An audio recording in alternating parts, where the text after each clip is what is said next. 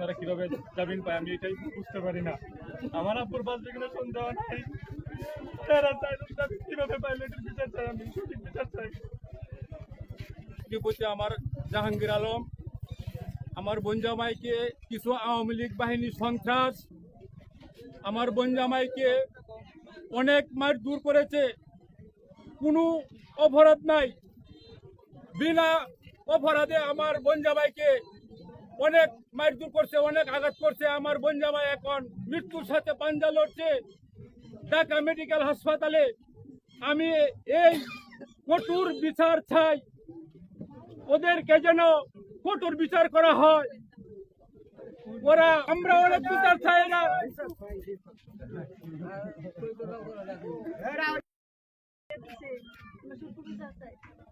আমরা এদের অনেক সন্ত্রাস বাহিনীরা আওয়ামী লীগ করেছে অনেক আগে থেকে, কেন লাগি মারলো বিচার চাই।